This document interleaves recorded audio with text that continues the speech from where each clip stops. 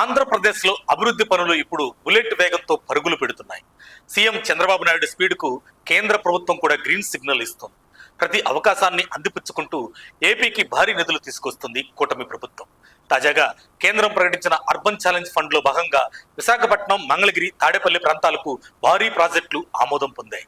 దాదాపు 1990 కోట్ల రూపాయలతో తాగునీటి అండర్ గ్రౌండ్ డ్రైనేజ్ ప్రాజెక్టులను కేంద్రం ఓకే చెప్పింది. ఇందులో 497 కోట్లను కేంద్రం నేరుగా విడుదల చేయనుంది. విశాఖలో 24 గంటల తాగునీటి సరఫరా లక్ష్యంగా కొత్త ప్రాజెక్టులు రాబోతున్నాయి.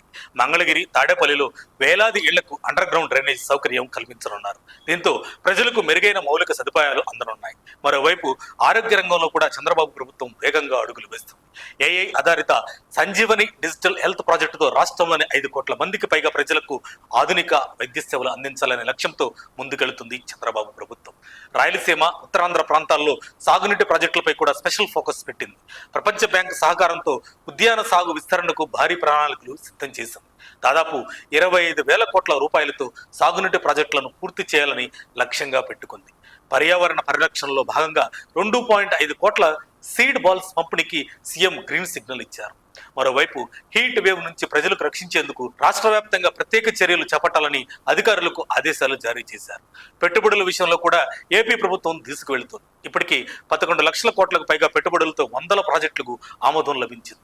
రాయల్ ఎన్ఫీల్డ్ వంటి భారీ కంపెనీలు ఏపీలో పెట్టుబడులు పెట్టేందుకు ముందుకు వస్తున్నాయి. తిరుపతిలో 2,500 కోట్లతో బుల్లెట్ బైక్ తయారీ ప్లాంట్ ఏర్పాటు కానుంది. దీని ద్వారా 15,000 మందికి ఉద్యోగ అవకాశాలు రానున్నాయి. ఇలా అభివృద్ధి, ఆరోగ్యం, పరిశ్రమలు, పర్యావరణం, సాగునీటి రంగాల్లో ఏపీ ప్రభుత్వం స్పీడ్ పెంచడంతో బుల్లెట్ వేగంతో మారుతున్న ఆంధ్రప్రదేశ్ అనే చర్చ ఇప్పుడు రాజకీయ వర్గాల్లో ఆంధ్రప్రదేశ్ వ్యాప్తంగా హాట్ టాపిక్ గా మారింది. మరిన్ని అప్డేట్స్ కోసం మా కాయ్ టీవీని సబ్స్క్రైబ్ చేసుకోండి. మా వీడియో కనుక మీకు నచ్చినట్లయితే లైక్ చేయండి, షేర్ చేయండి. మీ విలువైన అభిప్రాయాలను కామెంట్ బాక్స్లో తెలియజేయండి.